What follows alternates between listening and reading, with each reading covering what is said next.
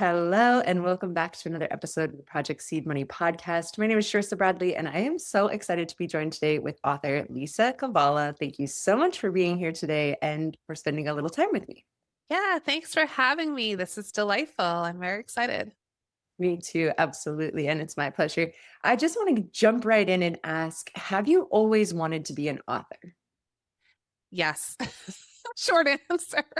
Yes. I don't know if anyone my age, like Gen Xers remember this, but there was a day when we had these I don't know what they were called, but like a school, like you'd put your school picture and then you'd list your friends and you'd list your activities every year. And you put like there's a place for certificates and there's a spot to say what do you want to be when you grow up. And Yeah. I still have that and it says teacher, dancer, writer. And I wrote that over and over again. And in fact, I became a teacher. I'm a writer. And although I'm not a professional dancer, I have danced in some form or other or did rhythmic gymnastics my whole life and I've coached rhythmic gymnastics. So, things that you think you want to do when you're little, they come like you can do them. It's just crazy that it kind of came full circle. Yes, I feel like that speaks to the power of like manifestation. Like you were just like, this is what I'm going to do, and this is how I'm going to do it. And it happened. It happened. And it was just funny to see that album so many years later, decades later, because I'd forgotten that I'd written anything at all. And in my little tiny handwriting from when I was just a little thing. And so, yeah, like how do we know right from the beginning, sort of like what our interests are? Like we might not pursue it exactly, but we still have a sense of who we are even at that age. That's incredible. So I wonder then, since it's always been kind of this life goal of yours, what was the catalyst from, the poster, this is who I'm going to be when I grow up, to then becoming a published author? Well, that's the other story, right? Because you might know what you want to do and who you want to be, and then life gets in the way. Like you start to make, adult decisions and they don't always align with your creativity. So in high school, I was writing a ton. I was, avid writer and reader. And then I studied English at university because like that just felt like the natural fit. I loved it. And then there came that moment when I was going to graduate, and it was a decision between a master's degree in English, which I would have loved to have done, or a teacher's college. And it felt like, oh, I've spent so much time at university. I actually need a job. And I didn't see the route to being a creative person and earning a living. So I became a teacher, as many English majors do. And there's nothing wrong with that. But also, it does pull you away from some of your other creative pursuits if you let it. And I think I did let it because I was married, I was a mom, I had elderly parents, I had all the things that, the pressures of daily life. And I probably should have been writing then, but I was always writing in my head. Like I'd be on car trips and I'd be like thinking about a story. So like the clues were there, but I kind of ignored them because I had so much going on. And then the catalyst was really, I've told this story before. My mom called me. I was 40. I was folding laundry. My kids were about to go to a swimming lesson. They were little. And she called me and said, listen, somebody wants to write your dad's story.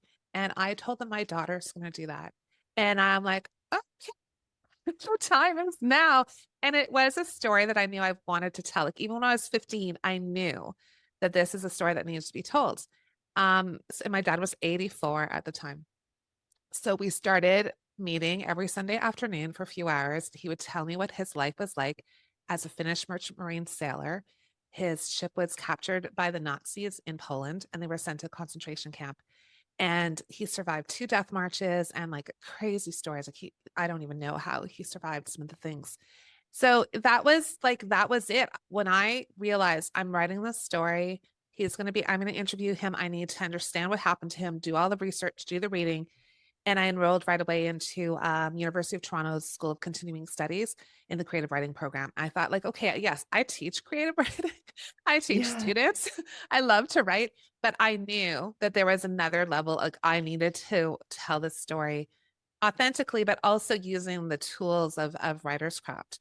And so I just immersed myself. And that was the moment where it all started. So I can thank my dad really for all of it because if it hadn't been for him, I think maybe I would have continued to write stories in my head as I drove down the highway instead of actually doing the work and stopping and putting the words on paper.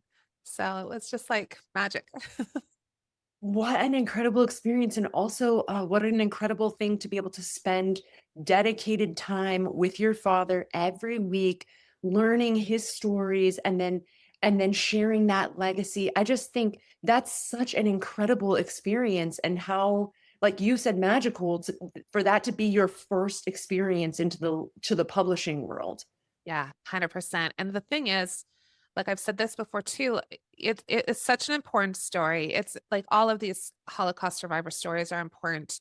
And we've had a lot of them over the years, but everyone has a different perspective and something that, reminds us of how traumatic these situations are and that history can repeat itself.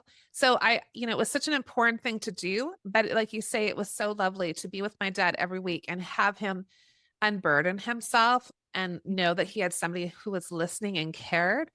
And I think that was so important. And we really bonded over this whole experience. So I think it was a really good thing for both of us. And I'll never write a more important book. I might write a better book or whatever, but I will never write a more important book. That book is the one I wrote first. And since then, I've written lots of other things, often inspired by his stories, often inspired by something he had told me. But he was the person who believed that I could tell the story and read every single version of it. Like I'm like, tell me if I'm not getting it right. Like tell me if I'm misrepresenting something or if I didn't understand. And he would read everything and rarely ever changed anything. Once in a while he'd say, well, something is a little this or it wasn't quite like that. And he'd tell me and I'd fix it. But it was incredible. It was like I couldn't have had a better experience, even though it was heartbreaking as well. Like I'd go home and like on the way home, I'd cry in the car, like it was really hard, but it was a really bonding experience too to have with him. That is so beautiful. And I do find often that our experiences that are deeply profound are also deeply saturated in pain and all Yes. of these things, sadness that we have to like filter through to get to that feeling. So I think that is absolutely beautiful. I wondered, what was your publishing process like for that book? Did you self-publish that? Yeah. So, so this was our first thought. I was like, oh, when I'm done, I could like, get to the Staples and print it out, like print a couple copies and maybe even get them to bind it for me. Like that was my, like, how many copies would I need? Like my kids, my parents, and like maybe like this person. And that was my vision. Like I didn't think about it as being like it was for us, it was for my family. I wanted to tell it well. I wanted it to be good. I didn't just want to like slap it on the page. I wanted to honor it, but I didn't really understand that this would have wide appeal. I just really thought it would be like the family, maybe a couple of close friends. And then as we spoke about doing this project, and it took a long time to do the project, other folks would be like, oh, when you're done, let me know because I want to read that. Oh, I want a copy of that. And I'm like, okay, well, I think we need to find another way to put this in the world. So I did self-publish. He was already maybe 86 or so by that point, and I'm like, okay, let's self-publish it so we have physical copies, and there we go. So that was great. And then we had a small publisher in town, and I sent it to them, and they wanted it. And Wow. so, like, all of a sudden, this book that was going to be photocopied is now getting published by a publisher. Like, that's not the usual case, right? It doesn't usually happen that way. But that was lovely because they were able to get it farther afield than I was able to, especially as a new author who really wasn't looking at it from a publishing standpoint. I was just like, I need to write this story for him. That was my whole goal. And then, the whole understanding the publishing industry and how that works and marketing and promotion. And, that's taken time to learn all of those things. So had I been wise and thought about publishing right from the beginning, I would have looked at this project from a different standpoint.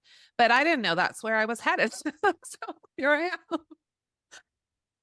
Well, wisdom is by nature only by looking back, right? So it's not like you couldn't have made different choices. And I love the serendipity of the process because, like you said, it's not typical for people to think, I'm just going to write this for myself and then for it to get picked up by a publisher.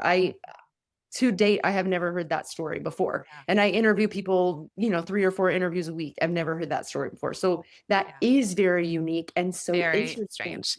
Yes. Yeah. So I mean, then, it's serendipitous, like you said, because the publisher was a small publisher here in my town. So that's strange too. Like that we only have one publisher in the north, Northern Ontario, and that's that publisher.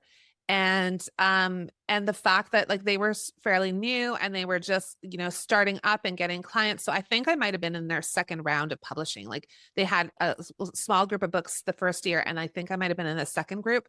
So it was timing too. They were looking for new projects, and they recognized that this one was something they would love to represent. And the book on its own, like as a self-published project, was doing well, like like way better than I thought it would do, because that wasn't at all the intention.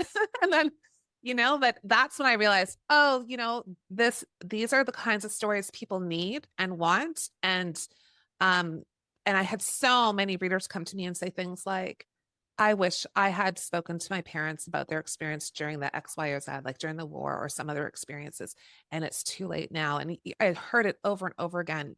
Some of them were Finnish people, but a lot were not, and had other kinds of experiences that they, if you don't tell the stories, they're gone. And the kids don't remember. Like I wouldn't have been able to tell his story. I just knew snippets, and I didn't even wasn't confident that I knew what had actually happened until we went through this process. that's just incredible. So then I wonder, after you published your dad's story and you went through this with the publisher, kind of like serendipitous magical experience, then what got you writing your stories? What got you Yeah. started doing your novels? I know you said it's kind of like loosely based on some stories that he's shared, but I went and checked your catalog. It's extensive. So it's not like that just you have this one book. Yeah, yeah. So the second book was called Sisu's Winter War, also published by the same publisher. And that came out of two things. One is my dad told me his stories of being a little kid during the Winter War. I think he was like 10 years old, bombs raining down on his small town in Oulu, Finland. I mean, that was just unbelievable. And then I was taking this U of T courses, and in one of the courses, which was you take memoir and nonfiction, creative nonfiction courses, but you actually take courses in all the different genres just to keep your. And I knew I loved fiction, like I'd always loved fiction. I always liked writing stories. So I took a fiction class at the same time as I was writing my dad's book. And they said, well, like you have to come up with an idea and write so many pages. And I thought, okay, well, I'm going to write about what were the women doing during the Winter War. So I started researching that. What was my grandmother doing? What were my aunts doing? What were the other, while the men were off to war and the kids were like hanging in there, what were the women doing? And I learned about, they're called Lotta. And it's a Swedish term, but essentially they are women's auxiliary paramilitary organization. And so they did all kinds of things during the war. And they were really essential to the war efforts during the Finnish Russian Winter War and the continuation war. So I'm like, okay, I got a storyline. And I wrote a whole story about this young woman named Mary through the Winter War. And I thought I was done. And then, I had my dad's book was published, and, I came back to this and I thought, oh, I can finish this. And I got to the end of it, and that character kept haunting me. Like she kept coming back to me as an older woman. And I was thinking, well, what happened to her later? So I envisioned her as an older woman having immigrated to Canada, Northern Ontario, surprise, surprise, but getting a diagnosis of early onset Alzheimer's. So it became about memory. It became about loss, love, relationships, sisters. And I could explore all of those things, but base it into this time period. And my dad actually in the end had Alzheimer's. So a lot of the things I wrote about were things I'd seen him do, like just, strange things like seeing and talk, like he would talk in his hospital room to like there would be soldiers there, and he'd say, oh, there are men standing there, and he would see them, and I was like, I don't see these people. But so I was able to kind of put myself into his shoes through that character and try to experience what was that like from her, like from their point of view, when you have early onset Alzheimer's and you don't, like, something's wrong, but you don't know what's wrong. Like before you're to that point where you don't remember anything, there's this transition period. So I wanted to explore that. And so I can again thank my dad for that little seed of an idea, right? That little, and it's always that question, like, what if, and what if, what would it be like for, and that's where my stories start to flesh out. And I just love learning about history, and it's particularly Finnish history because I'm so connected to my Finnish heritage. Love that so much. And I love the legacy element tied through all of your books because I think that that is something that we've lost as a society is like storytelling and passing down our history to the next generations. And I think there's no more important work than what you're doing. And I love the context at which you do it so that these stories are not getting lost. Even the fiction side of things, it's not like it's all fiction. It's based on this is what was happening in this time and these people. So I think that that's absolutely beautiful. I wonder while you were going through, and you could speak to either side, your father's book or your books that you've published subsequently. I wonder if you faced any self doubt while you were publishing or going through the publishing process, and then after the fact, if you faced any vulnerability having those stories out in the world. It's such a good question because I think yes to all of that. And it depends on the moment. So I'm an Aries. So I tend to just jump into things and go, oh, I'll do that. And then I just like charge in and I do the thing, not thinking too hard. And then afterwards, I sometimes think, huh, maybe I should have thought about that. Or then when I have that moment of pause, I think, oh, am I doing the right thing? So I think it's helped me because I do have writer friends who are very hesitant about publishing. They're very concerned about who they'll publish with or how they'll publish, or it's almost holding them back. Mhm. And I'm a person who, like, I'm very patient and I can wait for a long time, but there's a point where I'm like, okay, I just need to do the thing and let's go. And then I do the thing. But I feel like I own that. Like, if it goes well, okay, great. But if it doesn't, okay, that's on me. It's fine. Like, I just feel like it's all a learning experience.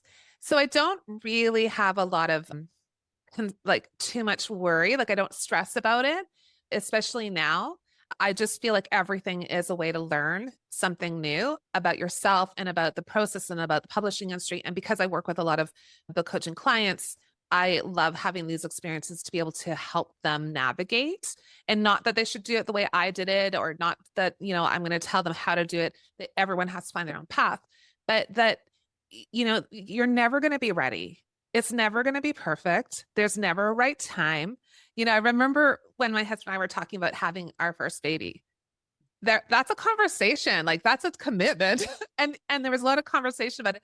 And then we both realized, oh yeah, there is never a right time. And I think that's true about writing a book. You can't wait and you can't let it sit on your laptop for too long. You need to put it out in the world and then write the next thing. You get better. Like I think you grow as a writer every time. But if you're trying to put out the perfect book the first time, I don't know, you might not ever put it out. Like it's too much pressure. Like we shouldn't do that to ourselves. Just allow it to be part of the journey. And so maybe that's my way of rationalizing and trying to keep the pressure off myself. I don't know. But No, I love that. I think that's great advice because when we get too caught in the fear, it does make it impossible to move. And I find that the people that I've worked with in the publishing world, when there is fear, there's sometimes this misconception that at some point I won't be scared and then that's when I will be able to do it. And right. what I'm trying to do with these interviews is show that the fear actually never goes away. And instead, you just develop these tools and these strategies to help you continue to move forward, anyways, with the fear. And that's why I asked that question because it's impossible. It's going to be there. You have to Yeah. get stronger. Yeah, it's true. I talk about Sisu a lot. I don't know if you're familiar with that word. It's a Finnish concept. It doesn't have an actual English translation, so I'm going to try my best to describe it. But I've heard it described as resiliency or determination or courage or not giving up. Grit is Mhm. another word. And it's part of the Finnish psyche. I think we've had this concept for, thousands of years, first in writing like 500 years ago. And Sisu is like part of our DNA. I actually think everyone has Sisu, not just Finnish people, but we just have a word for it. And it's really not giving up in the face of adversity. So when you think it's not going to go well, you think the outcome isn't going to go your way, like you do it anyway. And that has pulled me through my entire life. Like just going like, I don't know how this is going to end. There are no guarantees. We don't know. Just do it because it should be in the action of doing. That's the important part, right? That's who we are as doers. If we're waiting for like this outcome or this accolade or this recognition or whatever it is you think, or a feeling that, oh, if I've made it, if I X, Y, or Z, that goalpost will continually change, right? Like, oh, I wrote the book, I'm going to publish it. Oh, I won a award, or I whatever it is, like so many followers, like we can have all these benchmarks that we will never be we're still the same person. And we have to, I think it's the process we need to love. We need to love writing. We need to love doing the work and not worry about all those outcomes because we can't control them. That's beyond us. That is not, I mean, it's lovely if some of those things happen. Great. Celebrate that. Good. Go for it. Enjoy it. But that shouldn't be it because then we might always be disappointed because there's always something else to strive for. So I'd rather celebrate the little things. Like, yes, I sat down to write today. Good for me. Awesome. A couple more pages. I love that so much. You honestly sound like such an encouraging person, and it kind of sounds like you also do some book coaching services. Is that I true? do. I do. Yeah. So I left teaching in 2022 after being a high school teacher for a long time. I think I was a teacher all told for 28 years. And just after COVID, about a year after COVID, I had like some really lovely classes and everything was kind of settled down. And I think were we wearing masks then? I don't even think so. And I thought, oh, this is a really great year. And I think I'm done now. Like I just had that moment of like, I'm good. I loved being a teacher, but now I want to go and do the things I really want to do. And I think COVID was something for a lot of folks. It was an eye-opening moment to say, like, reassess what you're doing with your life and make shifts and changes in big and small ways. And so I left teaching and became a full-time author. And I found book coaching. I didn't even know it existed. And a couple months into like this retirement, which I hesitate to call retirement because it's just a shift into a different kind of work. And I found book coaching and I thought, is this for real? Like, do people do this as a living? I had no idea. Friend of mine in town, and again, serendipity. I learned that she was a book coach. I said, like, that's like at the same time as I found out about it. And I said, is this for real? Like, you tell me about this program. And she loved the program and she was book coaching and she just adored it. So I signed up and did the program. It was very strenuous, loved it. And now I work one-on-one with clients who are working on their fiction or memoir. And I'm also doing small group book coaching courses. So 6 or 7 people at a time in like for 8 weeks and just getting the foundational elements of their books ready to go. And it's the best work in the world. And it's everything I've trained for, right? Like I was a teacher all those years. I taught creative writing, I taught English and bringing all those skills together. And then I see the joy in these writers' faces because they're like, okay, I can do this. Like I have support. I have somebody to give feedback. I have somebody to like bounce ideas off of, somebody who's been in the trenches and kind of knows, the different paths that are possible. And I think we all need that. We just need somebody in our corner. So I don't even know how I found it. It's like it was meant to happen. It sounds like all of your paths were leading exactly to it. It just like I feel like the theme of the day has been serendipity, really, Yeah, because it just really. feels like it was all driving you in this direction. And I'm so glad you got to have a good last year as a teacher. So Yes. many teachers left when it was so hard. And I feel like what a positive experience to get to say, okay, this was a good one. And now I can be done. I love that you like tied it up with a bow. Yeah, 100%. I remember during that really awful time and just trying to keep it together and like trying to be supportive online with my students. And I thought, "Ugh, what a terrible way to teach online and da da da da." And there were kids who showed up every day and were doing their best, and there were kids that weren't showing up at all. And my heart was breaking. Like, where are they? And I was so worried about them. Everything was so up in the air. And I think we were all as a world community feeling like uncertain. But that year, when things calmed down, I just thought, I'm just going to love this year. I'm going to enjoy it. And I did. I loved it so much. But it was like you say, it was like putting a pin in it. I was like, okay, now I'm good. I'm ready to go. I feel good about things. I don't want to leave angry or upset or jaded. I want to leave like feeling like, okay, that's the way it should be. And it felt right. Like, when you make a good decision, your whole body reacts to it. Like you just like, okay, yes. And I think I made the decision sort of I feel like it was like May 15th, and I taught till the end of June, and I was retired September 1. So like I put in my paperwork like the day after I made the decision. Like I didn't, like, again, Aries, I didn't wait for anything. I'm like, yeah, I'm doing it. Put the paperwork in before I changed my mind. But it I was the best decision. Like it was great. It was, I mean, and everyone just looked at me like, you're doing what now? I'm like, yeah, I'm going to do it and I'm going to figure it out. Like I have this strange confidence, not in that I know what I'm doing. That's not my confidence. My confidence comes from believing I can learn whatever I need to learn to do the thing. I just believe we can all figure it out, learn the thing. You put the hard work in. I mean, that's the teacher in me too, right? Like it might take a long time, and like there's a lot of things I'm still learning, but also I know I can learn them. If I had to learn, I don't know, how to be I don't know, a doctor or a surgeon, it would take me a long time. I need a lot of support, but I'm confident that I could do it. I'm not going to Yes. do that, I promise. But That's so encouraging. And I couldn't agree more because when we have that kind of desire put on our heart to write or to teach or to be an author or to be a publisher or whatever it is important that we follow those yeah, inklings and those desires because those are ours to follow. And yes, even if it takes time and even if it's hard, it's our work. yes, 100%. And for me too, like we're a family of fairly creative people. My husband's a musician, but he teaches high school as well. He teaches music, so he loves his work. And I was somewhat creatively fulfilled in my job because I was teaching creative writing for a long time. That was really helpful because I just fed off the kids' enthusiasm for writing. It was amazing. And my daughter writes, and she's a journalist now. And my son is an actor.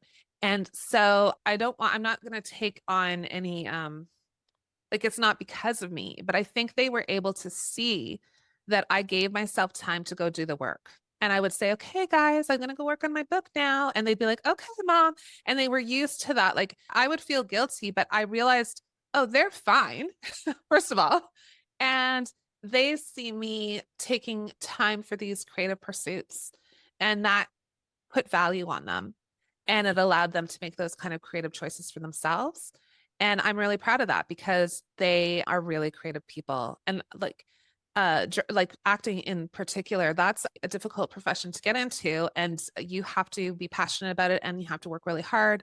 But I think that is, like, we just knew from a young age that was his path. Like there's no talking him out of it. Like we had teachers try to tell us, oh, kids think they want to be actors, but it's not a, I'm like, you just let's let the kids decide what they need to pursue, because I know that we have it in us from a young age, and we'll get there now or later. Like, just let them pursue the thing they want to do. And if they make a different decision down the road, that's fine. If he says, I want to be an accountant in 5 years, okay, go be an accountant. Like, make a choice. But that's his choice to make, right? So I really encouraged my students to, like, figure out what you're passionate about, because your life is going to be so fulfilling. And that's tough when parents are pushing to be like this or that or whatever. So I get it, because moms worry, worry a little bit. Oh no, I couldn't agree more. But I do feel like you just sound so encouraging and it would be so nice to have you as a coach in my in my corner. Like I'm thinking of myself, but in my author journey, I didn't have anybody like in my corner. You sound so encouraging. So I just wonder if you could tell us where everyone can find you, your services, and then also you as the author of your books. Yeah, so I have everything kind of under two umbrellas. So you can find me at lisakovala.com, but also lisakovalabookcoach.com. They go to the same place. So it has all my books and my book coaching stuff, because I'm like, I can't do more than one website. I did that too for a while. I'm like, this is ridiculous. So I put everything together because it's who I am. I'm all these things. So that's fine. And I'm also on Substack at Women Writing. So if anyone wants to check that out, I have a newsletter there and I have a podcast called Women Writing. And for writers, they can get a free copy of a download of the Sisu writing method, Ancient Wisdom for Modern Writers. So I'm sort of playing with this idea of how we can, as writers, use Sisu in our writing lives to, bolster us up and figure out how to actually do this.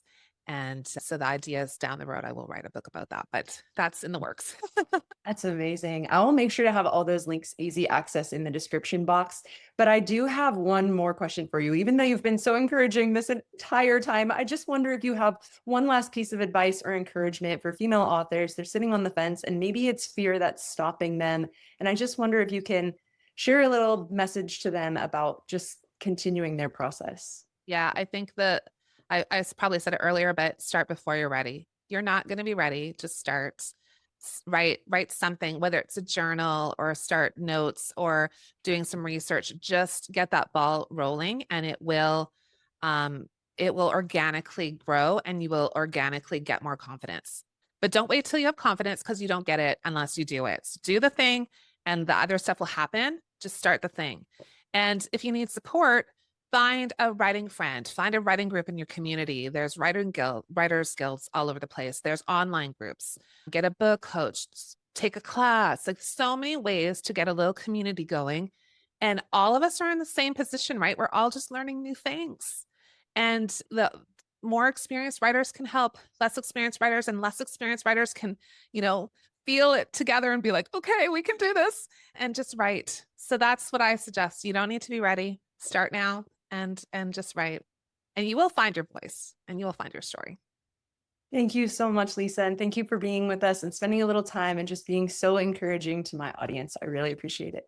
Oh, thanks so much. This is so lovely, Sharissa. I really enjoyed it. Thank you so much for joining me on another episode for Project Seed Money. Please don't forget to like and subscribe. It really helps the channel. And I will see you with another interview next week.